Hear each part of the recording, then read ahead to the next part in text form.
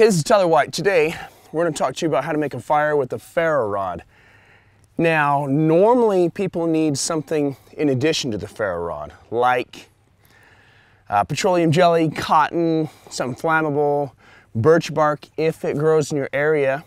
But if you don't have petroleum jelly, you don't have birch bark, you don't have anything amazingly flammable, what do you do? All right, so we're going to solve that problem today.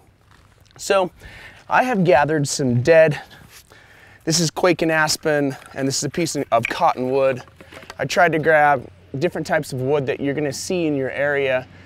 Because there's people all over the world that will watch this, most of the places in the US you're going to have cottonwood. Some of the higher altitudes you're going to have quake and aspen.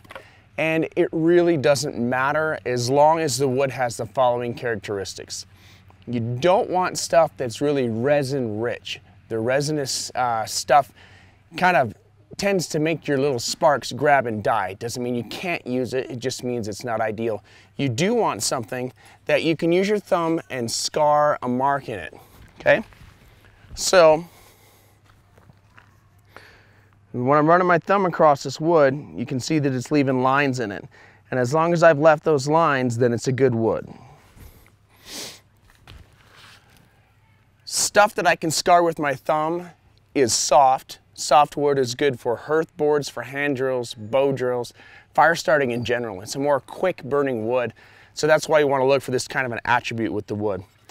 Now, what I'm going to do is make some feather sticks. If you can make feather sticks properly, they'll grab sparks. Once they grab sparks, you're good to go. If you're in a wet environment, what you want to do is take a log this big around, cut all the outside of it off until you get to the dry center wood, and use that for your feather sticks. Otherwise, you want to look for something that is dead, standing, and gray. What that means is it's kind of got this gray weathered look to it, so it's been out in the woods, in the sun for an extended amount of time, maybe a season at least.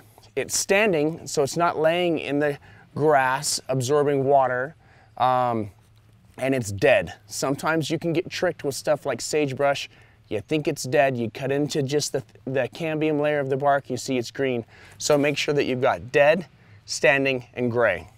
Next thing that I like to do whenever I'm making feather sticks, you kind of need an edge to start with. So what I'll do is I'll grab something and I'll just split it down the middle, or I'm gonna use this other knife. I'll split it down the middle, or I'll grab something that's already busted off. Now I'm just gonna use this small knife, and I can see there's a crack running right here. I also know that even though there's not a crack, if I take it at a 90-degree angle like this, I'll be able to split it. This is a full tang knife that I've got here, so I know that I can easily baton with it. You can baton with something that's a rat tail like a Mora. You just risk cracking and breaking it more so than you do something that's a full tang. I like to place it right in the dead center like this. Okay, place it right in the dead center like this. And then when you hit it with the stick,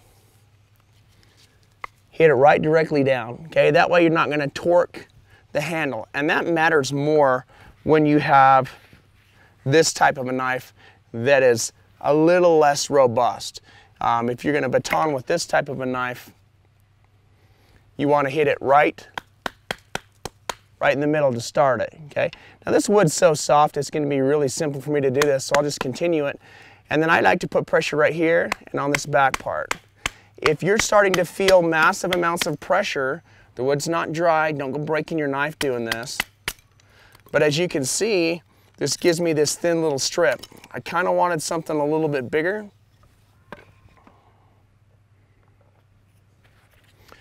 So I'm going to try this other side. Again, a 90-degree angle. Essentially what I'm doing is chasing the grain. I know that trees are pretty much a bundle of fibers that are stuck together, and I want to split those fibers and chase the fibers. I don't ever want to go against them. Even if the tree is twisted, you'll baton in a twisted angle. And the reason you don't want to go against them is because it just creates force when you run into knots. You're going to torque your knife and mess stuff up. So you can see right here, I'm chasing that crack. It kind of turns into angle because I'm just splitting those fibers apart. Okay, now that I've got a couple of these little pieces of wood, the way that I want to deal with this is, again, I know that these are fibers that run lengthwise. So I cut into the fibers, I change my angle of my knife, I chase the fibers, and at the end I kind of roll so that they will stay in a pile here at the bottom. You're going to lose a couple, that's fine, you just add it back to the pile. So in order to get a nice smooth feather stick, what I will do again is I will cut into the fiber, change my angle, chase the fiber, and right here it's kind of, I'm running out of fiber, so it kind of pops off, and that's all right. I start again, cut in, chase the angle, okay? And the first few will be kind of loose. Now when I did that, I created an angle right here, or a ridge on this side and a ridge on that side. I'm going to choose one of these ridges. I'm going to cut into it, chase that ridge lengthwise, okay? Now I'm going to hit that other ridge and chase it lengthwise. All right, and that's how I'll start to make these. Let me use my bigger knife for this.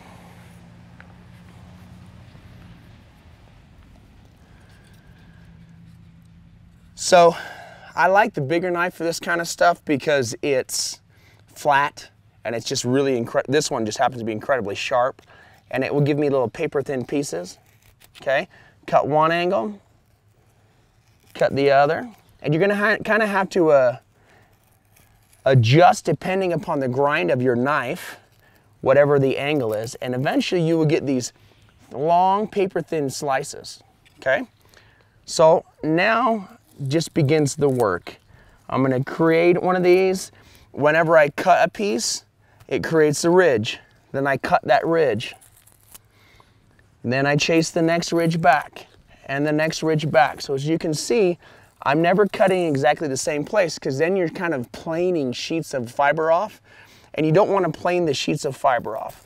You just want to use that, if I get started again, and create these long thin pieces. And if you cut the chunks off, it's totally fine. You can still use them, just add them back to your pile.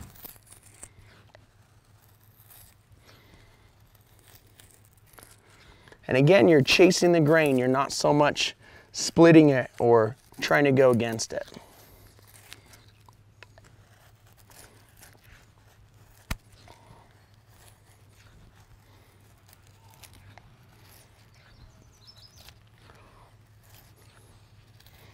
Towards the end, I'm starting to run out of stick. So I'll either come back high and cut deep, or just start moving it up higher so it's not all down here. So you can see that I've kind of stepped my way up so that I can still make use of the girth of the stick.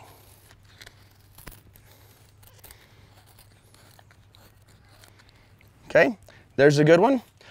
Now I'm going to want to use the other pieces I've made. This one was a little thin, but I'll roll with it. And again, I use that ridge line to start myself out. Go at angle and angle, and just kind of turn back and forth.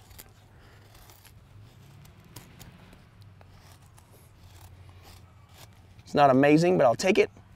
Use the other side here. It's got a big old bunch of chunks here, so they're going to peel off before I can really get them to work. There we go.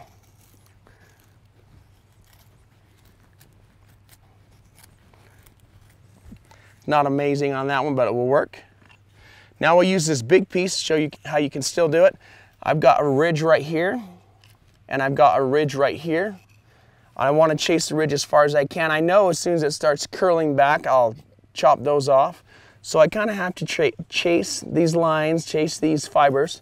And right here where it curls down, I have to curl down, or I won't lose, so that I won't lose my, my long pieces. What I can do is just end it above the knot, which I'll do.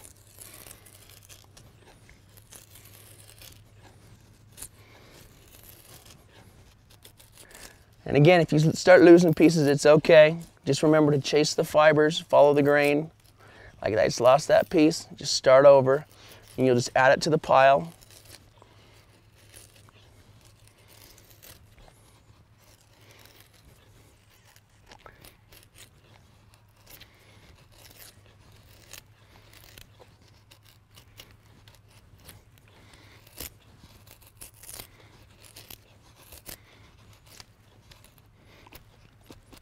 Run into a chunk there.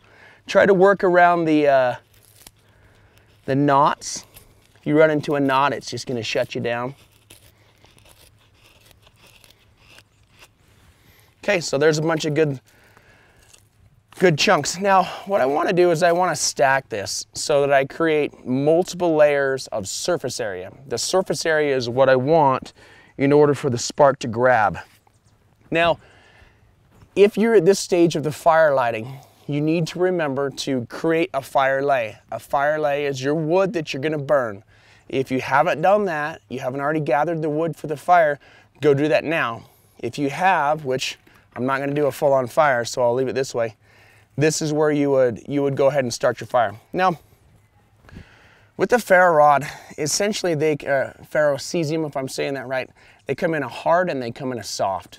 The hard, you got to use more force. The soft, you can put it down and just scrape quick and it will peel off.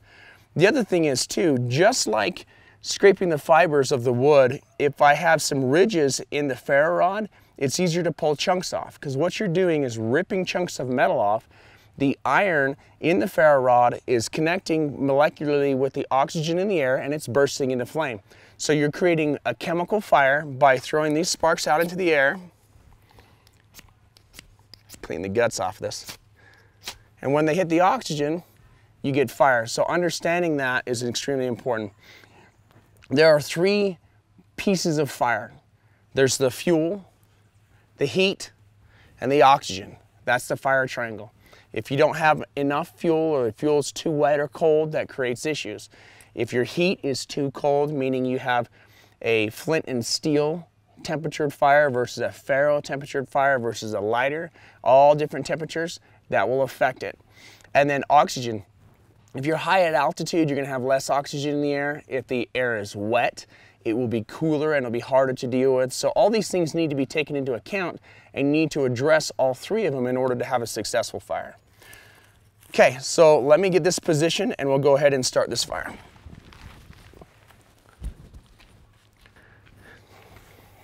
All right, so I've got this all positioned. Now, you may not have one of these, but this is essentially the edge of a steel saw. It's got ridges in it. So what I like to do is to create lands and grooves. Lands are the things that stick up, grooves are the things that stick down. By scraping this lengthwise, and that's going to create these little ridges. Now, as I run this along it, it's going to rip chunks out. You can do this with a knife. If you do this with a knife, don't go destroying the bottom of your blade. That's one of your best cutting areas. Use the back side like this, okay? That will work just fine. If you don't have a rigid backside or spine for your knife, one thing you can do is by hand, just grind it away until there's a good angle here. Try not to use a wheel or a machine of any kind, because it'll heat that up and ruin your temper. Or you can, in an emergency, if you have a knife that's coated, you can use this. I try to use this bottom chunk right there, right against that steel. It'll still throw a spark and not jack your blade up, okay? So, but for now, I'm gonna use this. So let me create those grooves again.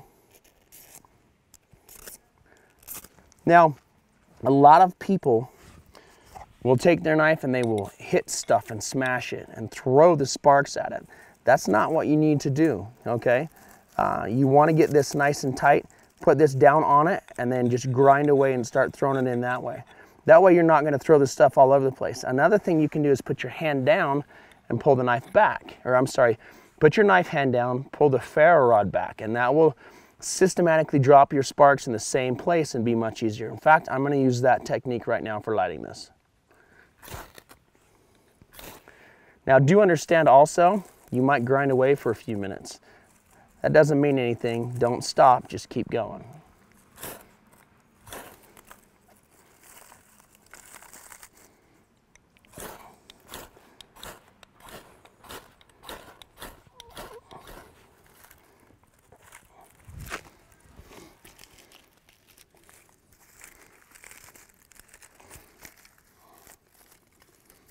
So we're going to hold this bundle together.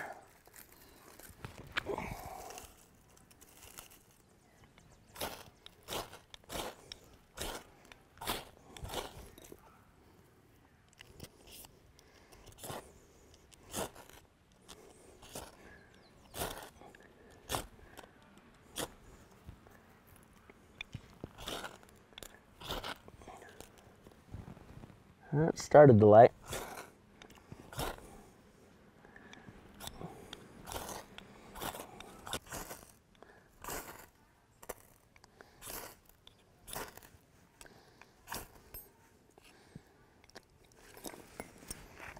There we go. I can hold it now.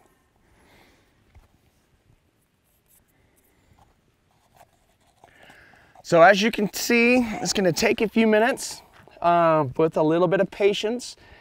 If you feather a stick enough and create enough surface area, and you have standing dead and gray sticks, it'll light up. You can then transfer this whole bundle right here over to your fire lay, and that'll get you started. So that is how to start a fire with the Ferro rod and no other material. All right, guys, hopefully this was valuable to you. This is Tyler White showing you how to start a fire with a Ferro rod. Thank you for watching.